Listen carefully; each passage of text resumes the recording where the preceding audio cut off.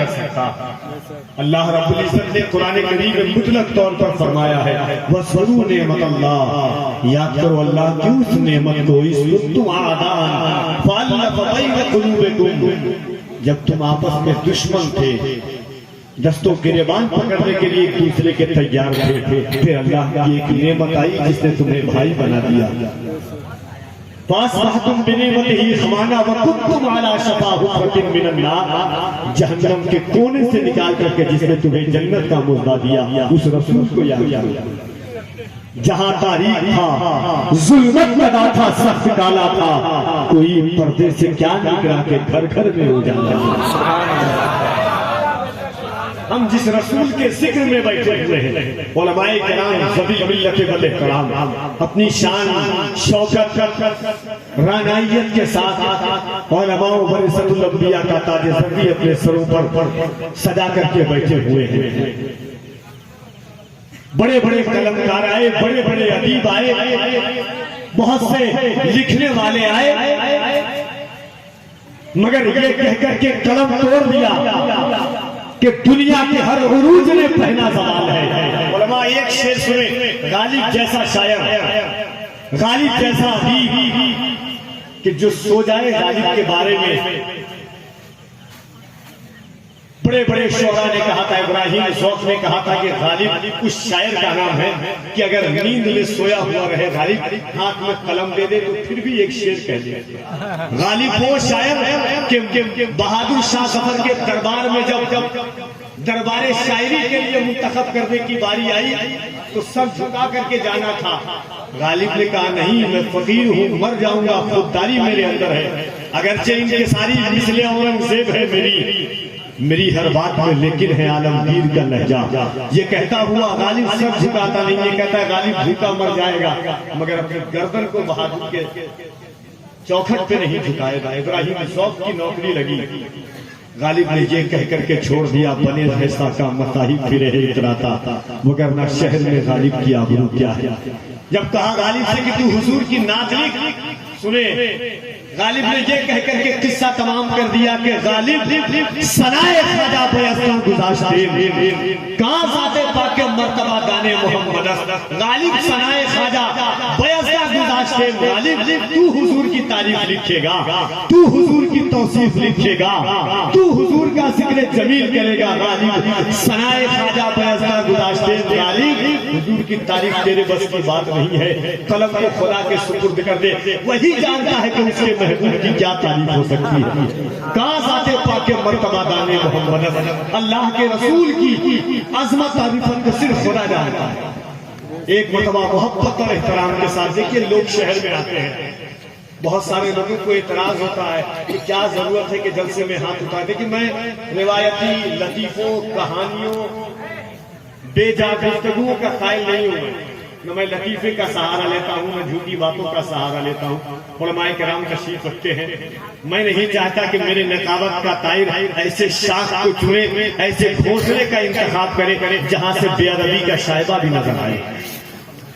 یہ حضور کی محفل ہے، آپ بیٹھے ہیں، خدا کی قسم علماء تشریف رکھتے ہیں. میں اس بات کا شاہد ہوں کہ رمضان شریف کے 3-4 مہینہ پہلے ایک شعر پڑھتا تھا کہ یا رسول اللہ غبار بن کے فضا میں بکھر نہ جاؤں کہیں، یا اس زمین کے اندر اتر نہ جاؤں کہیں، یہی خیال ہو لاتا ہے ہر گھڑی مجھ کو، مدینہ جانے سے پہلے ہی مر نہ جاؤں کہیں.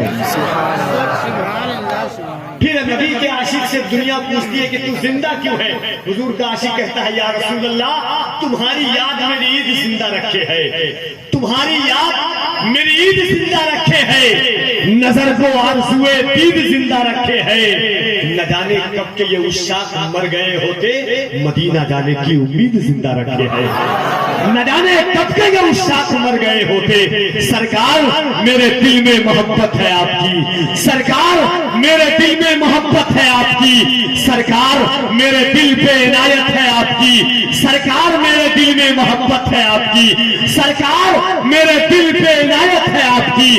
سرکار آپ ہی کی میں پڑھتا ہوں نعت پاک، سرکار ہر خوشی میری مدحت ہے آپ کی. سرکار جان کیوں نہ لٹاؤں میں آپ پر، سرکار میری جان امانت ہے آپ کی. سرکار جان کیوں لٹاؤں میں آپ پر سرکار، میری جان ضمانت ہے آپ کی سرکار، آج گھر میرے تشریف لائیے سرکار، آج گھر میرے دعوت ہے آپ کی۔ تو اس خیال کے ساتھ بیٹھے، یہ ایمان ہے ہم سنیوں کا الحمدللہ کہ یہ زبان، اللہ فرماتا ہے لولا کلمہ خلقت الافلاک، میرے محبوب اگر آپ کو پیدا کرنا نہ ہوتا میں آسمان کا شامیانہ نہ لگاتا، لولا کلمہ خلقت الارضین، میرے محبوب اگر آپ کو پیدا کرنا نہ ہوتا میں زمین کا دسترخوان نہ بچھاتا، لولا کلمہ خلقت الدنیا، میرے محبوب اگر آپ کو پیدا کرنا نہ ہوتا میں دنیا کے ان نظاروں کو نہ بناتا۔ گویا کہ اللہ کہہ رہا ہے میرے محبوب دریا کی روانی تمہارے لیے، موجوں کی طغیانی تمہارے لیے، سمندر کی سیلانی تمہارے لیے، بہاروں کا باغ تمہارے لیے، بلبل کی چہک تمہارے لیے، پھولوں کی مہک تمہارے لیے، پھلچوں کی چٹک تمہارے لیے، آبشاروں کا ترنم تمہارے لیے، طرف اٹھے بہار کی بہار، یو پی کے وقار، اڑیسہ کی نکھار، کلکتہ کی آن، ممبئی کی شان، انڈیا کی جان، چلتے پھرتے کنز الایمان شہزادہ نبی رضا خان، امام احمد رضا خان کی جب اس حدیث پر نظر پڑی، قلم اٹھایا اور لکھ دیا یا رسول اللہ، زمین و زماں تمہارے لیے، مکین و مکہ تمہارے لیے، زمین و زماں تمہارے لیے، مکین و مکہ تمہارے لیے، چنین و چنا تمہارے لیے، دہن میں زباں تمہارے لیے، بدن میں ہے جا تمہارے لیے، ہمارے یہاں تمہارے لیے، اٹھے بھی وہاں تمہارے۔ نعرہ تکبیر، نعرہ ہدایت۔ تو محبت کے ساتھ جس کا ایمان ہے، جس کا عقیدہ ہے کہ یہ زبان اللہ نے حضور کے صدقے میں دی ہے، یہ ہاتھ اللہ نے حضور کے صدقے میں دیا ہے، میرے بھائیوں میرے دوستوں، کفیل امبر ایک بات آپ سے ہاتھ جوڑ کر کہتا ہے، دنیا میں ہزاروں اربوں ایسے لوگ ہیں، ہم جب جلسوں میں جاتے ہیں کہ جن کے ہاتھ نہیں ہوتے ہیں، جن کے چلنے کے لیے پیر نہیں ہوتے، بولنے کے لیے زبان نہیں ہوتی ہے، وہ کہتے ہیں کفیل امبر صاحب کاش خدا مجھے بھی زبان دیتا، میں بھی حضور کے نام کا نعرہ لگاتا، خدا مجھے بھی ہاتھ دیتا، میں بھی اللہ کے رسول کے نام پر اٹھاتا۔ جب اللہ نے ہاتھ دیا ہے تو محبتوں کے ساتھ کبریائی بلند کرو اللہ کی۔ اور سنیں جو لوگ کہتے ہاتھ اٹھانے کا کوئی فائدہ نہیں ہے، قرآن کہتا ہے یومئذ تحدث اخبارہا، قیامت کے دن ذرہ ذرہ گواہی دے گا، اس نے اچھا عمل کیا، اس نے برا عمل کیا۔ حضور فرماتے تمہاری آنکھ گواہی دیں گی کہ اچھی چیز دیکھا، قدم گواہی دیں گے کہ اچھی چیز طرف بڑھایا۔ جب میدان محشر قائم ہوگا، زمین تانبے کی ہوگی، آسمان فولاد کا ہوگا، نہ بیٹی باپ کی ہوگی نہ باپ اولاد کا ہوگا۔ ایسے عالم میں یہ آمد مصطفیٰ کانفرنس گواہی دے گی کہ یا رسول اللہ آپ کی آمد کا جلسہ ہو رہا تھا، ان ہاتھوں کو اٹھا کر کے سنی یا رسول اللہ کہہ رہے ہیں۔ تو محبت کے ساتھ ایک بار اللہ کی کبریائی یہاں سے وہاں تک بلند کرے پورا مجمع جس کا ایمان ہے کہ اللہ نے ہاتھ حضور کے صدقے میں دیا ہے، آوازیں جتنی ہے حضور کے نام پر خرچ کریں۔ نعرہ تکبیر۔ جن کا ہاتھ نہیں اٹھا وہ فیصلہ کرنے کے ہاتھ اللہ نے حضور کے ساتھ، میں نے ایسے یقین مانے جس کا ایمان ہے کہ اللہ نے حضور اعلیٰ حضرت فرماتے ہیں وہ جو نہ تھے تو کچھ نہ تھا، وہ جو نہ ہو تو کچھ نہ ہو، جان ہے وہ جہان کی، جان ہے تو جہان ہے۔ محبتوں کے ساتھ اٹھائیں نعرہ تکبیر، نعرہ رسالت، مذہب اسلام زندہ باد، پیغمبر اسلام زندہ باد، سرکار کی آمد، مرحبا دلدار کی آمد، مرحبا آقا کی آمد، مرحبا داتا کی آمد، مرحبا، جشن آمد مصطفیٰ، زندہ باد، جشن آمد مصطفیٰ، زندہ باد، جشن آمد مصطفیٰ، زندہ باد، مسلک اعلیٰ حضرت، نعرہ تکبیر، نعرہ رسالت۔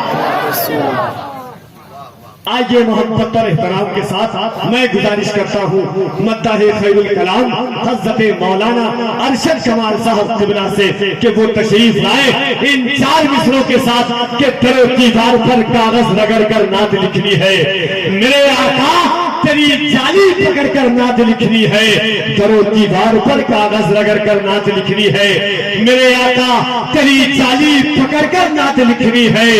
ابھی تو قدسیوں سے مرحبا کی داد لینی ہے، ابھی تو نیکیوں سے در جھگڑ کر نعت لکھنی ہے۔